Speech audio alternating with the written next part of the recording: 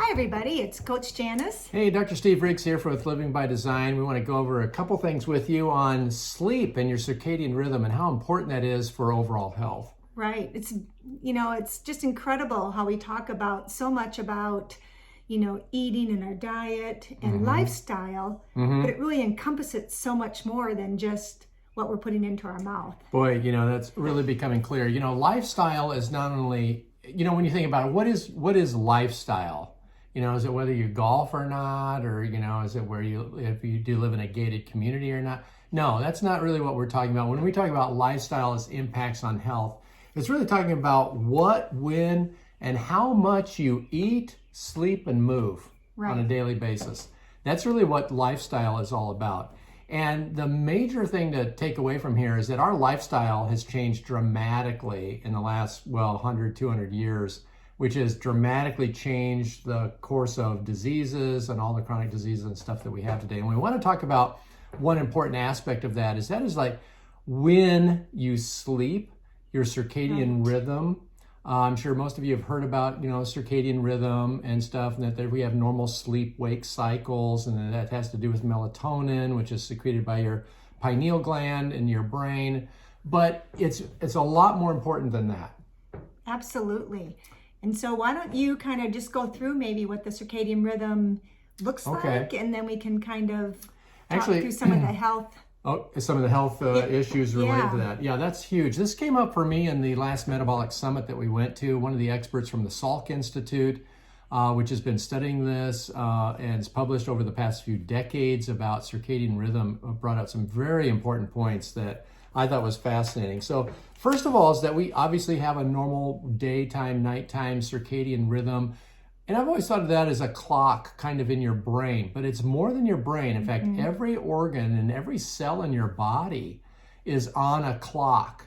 And interestingly, they've discovered that our genes are turned on or off based on this circadian clock. So I never thought about that before. I thought that, if you have a gene, it's just automatically, on, right? It's always on. It's just cranking out whatever protein it's supposed to make. Not so. Actually, those genes sleep.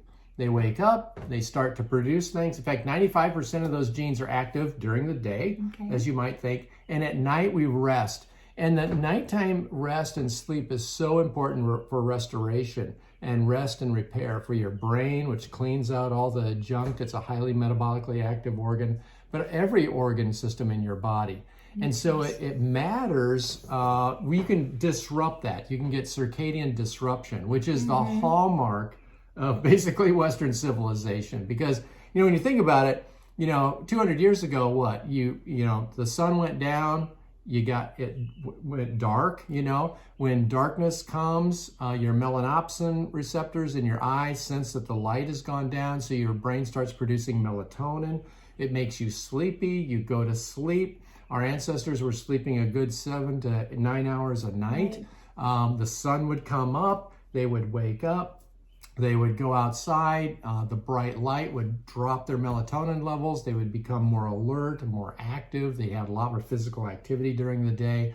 And their eating cycle, their eating pattern was limited, right? I mean, they couldn't they didn't have refrigeration, they didn't have preservatives, so their eating was restricted to the daytime hours of the day when they could prepare food.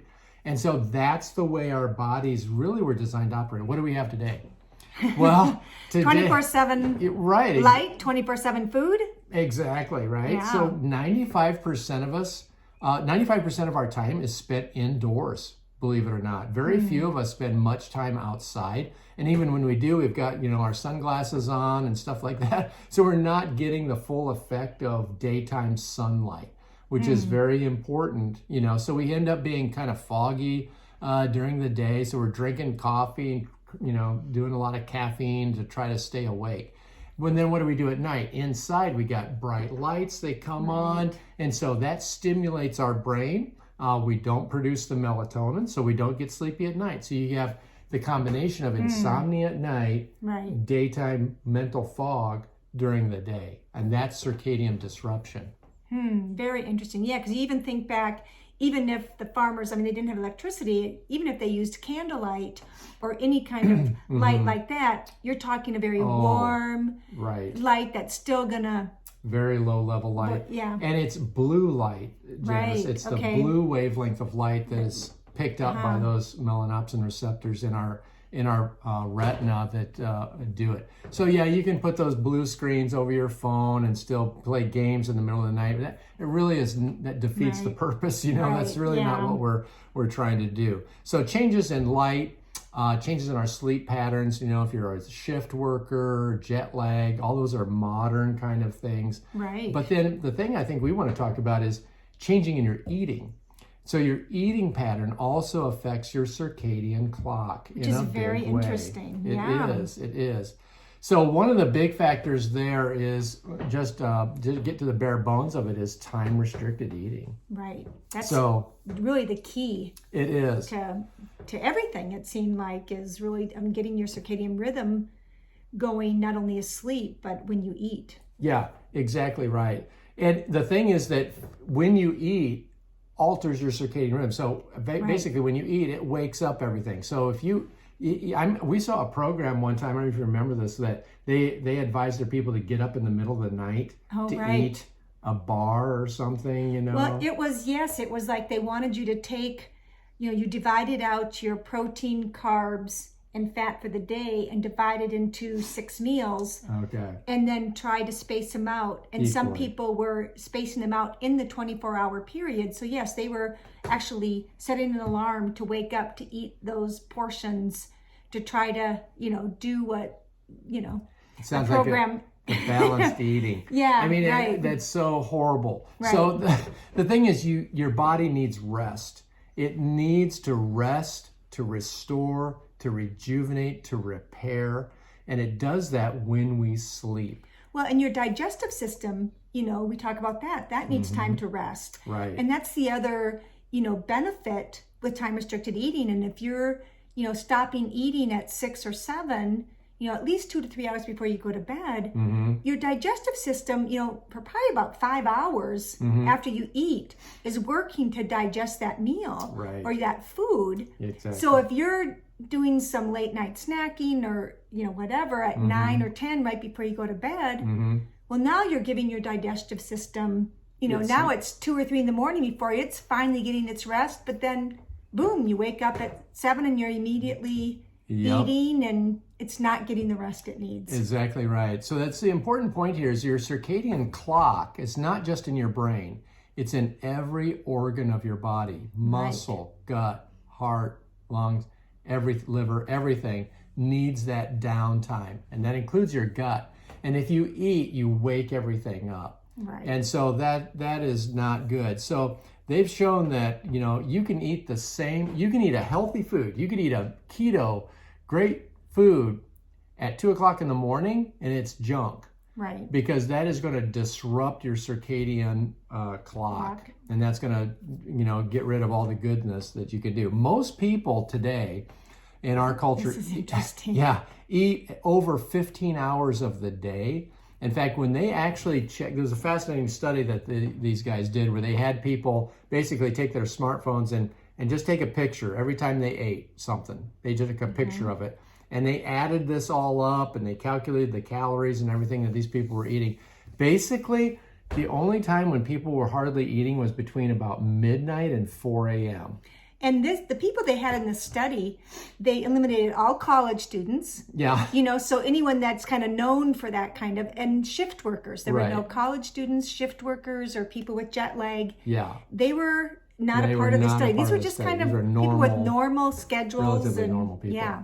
So that's very telling. We eat all the time. I was talking to a guy today in my practice, and he eats diabetes, horrible control, all the metabolic syndrome. He lives on chocolate covered peanuts. That's his go-to. He eats carbohydrates all day long. He says, I snack. I'm a grazer. I graze all day long into the night and everything. And he's had a life with all the complications. Wow. Because of that. His gut is big, it's bloated, he just has gas and everything else. Feels terrible. Yeah, it feels terrible. One thing you can do to that is time-restricted eating. Basically, just limit your eating window to that 6-8 hour window, and that alone can eliminate a lot of those problems because it allows your body to rest. Well, they were even saying only 10% of, adults eat even within a 12-hour window. Yeah. Most are eating in a greater than 12-hour, that's 90% of people Wow. are eating more than 12 hours. So Right. you think about, not only is the food they're eating causing bad insulin and all of that we know leads to the metabolic issues, but then the circadian rhythm is all disrupted. The timing of it is hugely important. Another thing that I thought was very interesting that we were learning is that the importance of even waiting, even with kids, waiting at least an hour, after you wake up to eat anything. Right. Your body is naturally, hormones are going up. Your body is naturally getting itself to wake up those systems and give your body a chance to get those systems up and everything going for the day. And instead, what do? We're grabbing something to eat as we rush out the door, right when we get up and stuff like that. I did that for years. Well, and I just think, even as we've been talking about this, when we had the grandkids for 2 weeks, I think as soon as they came down, I was like, oh, I've got to get them something to eat. And now I'm like, oh, probably not. And so much for breakfast being the most important meal of the day. I mean, it is important. It's just that it doesn't have to happen right away if you can help it. Right. We've talked about that. Breakfast just means when you break your fast. It doesn't have to be at 7 a.m. Right. A breakfast when you break your fast, can be at noon. One of the things that's also important too is, we all want to be fat burners. We all want to get into that. Well, if your eating window is 15 to 19 hours, when are you possibly fasting? Right. So what happens is you never get into nutritional ketosis. Right. So typically, if your eating window is 6 to 8 hours, so your fasting windows, 12 plus hours, 16 hours, 18 hours, then you're allowing your insulin levels to fall and allowing the fat burning to go up, and that just naturally happens. That's what your body's supposed to do. Right. It's supposed to go into nutritional ketosis and then come out, and then go into nutritional ketosis and then go out. But if we're always eating, obviously you never get that chance, and it just stacks, right? So you never give your body the time off, and that disrupts the whole thing. So what do you think are some tips? I mean, I think that it's important to recognize that, unless you're a shift worker, I mean, that's a whole different situation and takes some special kind of planning. But I'm thinking, what are some tips for helping people to kind of get into a good circadian rhythm? Yeah. Well, let's look at light, activity, and sleep. Perfect. So if you look at light time, so at night, let's make it night. Okay. Right. So you really should keep your light levels low. Get rid of those bright lights at night. Especially 2 to 3 hours before you go to bed, if you can keep the light levels low. Don't be sitting there playing on your phone and stuff like that. That's really helpful. And you also think, I was even, people were talking that even like running to Walmart at 8 or 9 at night, you walk into something like the grocery store or Walmart, and boom, the lights in there. That alone is going to just kind of, especially if you take your kids with you, and all of a sudden you've exposed them to those kind of... I think, our kids growing up, it's going to be a different world, because this research is coming out, Janice, that now, like at the space station, they change the light frequency based on this circadian rhythm. You'll probably start seeing homes and businesses changing their light frequency based on the time of day, which might be a good thing for us. So light is very important. And then during the day, be outside if you can. It's good to get about 1,000 lux of light a day. 30 minutes outdoors, you get plenty. Okay, even on a cloudy day, today's cloudy and kind of overcast, you get 5,000 lux in an hour. Okay, so it doesn't need to be bright sunlight. You just need to be outside for a little bit of the time. Right. And so daylight, sunlight, nighttime, keep the light levels low. I think that's good. Then go to sleep. You want to be in bedtime for like 8 hours. Right. That gives you at least 7 hours. Yeah, then you're probably going to get 7 hours of sleep, And I tell you what, I see people with insomnia every day. People come in to talk to me about insomnia every single day. And what do they all want? They all want a sleeping pill. They want a pill that's going to make them go to sleep, wake up in the morning, feel refreshed, no side effects. Doesn't exist. It doesn't. It doesn't exist as right. And why? Because of this. It's a complex problem. They continue to, eat a bowl of ice cream before they go to bed. They're playing on their phone before they go to bed. They're not getting outside. They're not getting adequate exercise. They're not getting the light during the day. And they're eating all the time. Right. So then they wonder why they're not sleeping well at night. Well, this is why. So that would be a big thing there too. So getting a good restorative sleep, 7 to 8 hours would be great. Avoid eating at least an hour after awakening, like Janice said, right. And 2 to 3 hours before bedtime. Eat all your food within an 8 to 10 hour window. I think that's probably key. I think right. That's probably the biggest thing we can say here. It's not just what you eat, it's when you eat. And so eat within an 8 to 10 hour window. At night, again, 2 to 3 hours before bedtime, nothing to eat, keep your light levels down, no food, and get 30 minutes of activity outside, getting adequate 1,000 lux of light, which would be no problem if you were just outside. Right. It kind of reminds me a little bit of when we talked about in boot camp, the power down hour. Yeah. And that really kind of plays into this. So I think, reviewing that is good, just even setting, if you make 10 o'clock your bedtime, mm-hmm. Even setting an alarm for 9, so at 9 mm-hmm. you're starting to really unwind. Mm-hmm. And hopefully before then, an hour or two before then, you're starting to at least dim the lights and not be too, stimulated by the light or whatever. So fascinating thing. So it's not just what you eat, it's when you eat.